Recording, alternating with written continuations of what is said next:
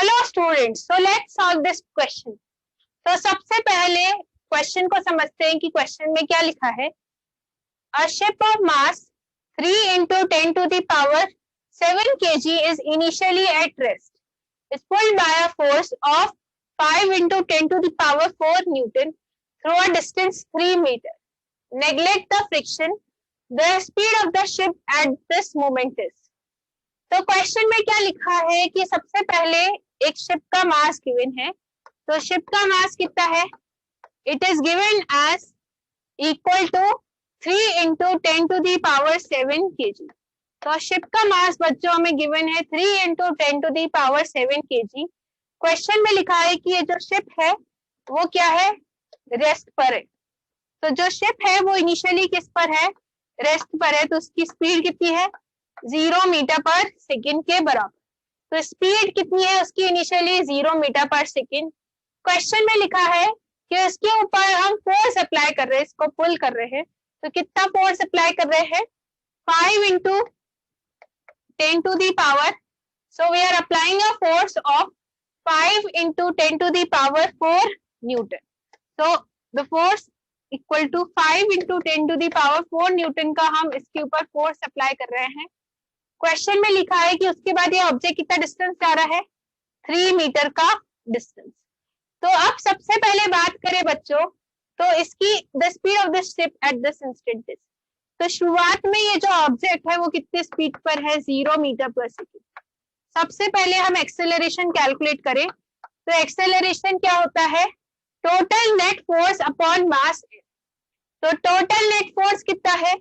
5 into 10 to the power 4। तो total net force कितना है? 5 into 10 to the power 4। मास कितना है इस ऑब्जेक्ट का? Mass is given 3 into 10 to the power 7।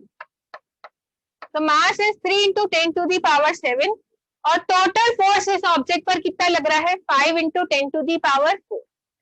तो अब बच्चों एक्सेलरेशन की बात करें, so this acceleration will be equal to, this is equal to 5/3 into 10 to the power -3। तो ये हमारे पास क्या आ गया? इसका एक्सेलरेशन आ गया है और ये एक्सेलरेशन कितना है? 5/3 into 10 to the power -3 metre per second square. तो ये इसका एक्सेलरेशन आ गया which is equal to 5/3 into 10 to the power -3 metre per second square. तो बच्चों ये हमारा इस ऑब्जेक्ट का क्या आ गया? एक्सेलरेशन। हमें बताना है कि इसकी स्पीड आफ्टर डिस्टेंस 3 मीटर कितनी होगी। तो अब अगर हम बात करें तो ये जो ऑब्जेक्ट है वो कितना मीटर डिस्टेंस ट्रैवल कर लिया होगा? 3 मीटर। और शुरुआत में ये क्या था? रेस्ट पर था। तो हम क्या लिख सकते हैं? v² equal to u² plus 2as। क्योंकि इसके ऊपर कांस्टेंट एक्सेलरेशन है, क्योंकि ये जो शिप है इसके ऊपर फोर्स क्या है? कांस्टेंट है। तो कांस्टेंट फोर्स हम अप्लाई कर रहे हैं तो इसका मतलब है इसका एक्सेलरेशन कांस्टेंट है। इनिशियल स्पीड इसकी कितनी है? 0 प्लस 2 इंटू एक्सेलरेशन कितना है? 5/3 इंटू 10 to the power -3। कितना इसने डिस्टेंस ट्रेवल किया है? 3 मीटर। शुरुआत में ये 0 स्पीड पर था, उसके बाद उसने कितना डिस्टेंस ट्रेवल करा? 3 मीटर। तो 3, तो अब ये कैंसिल हो जाएगा। This is equal to 10 into 10 to the power -3। So this is equal to 10 to the power -2 metre per second square. तो ये इसकी वेलोसिटी का स्क्वायर आ रहा है। तो बच्चों ये सबसे पहले वेलोसिटी का स्क्वायर है।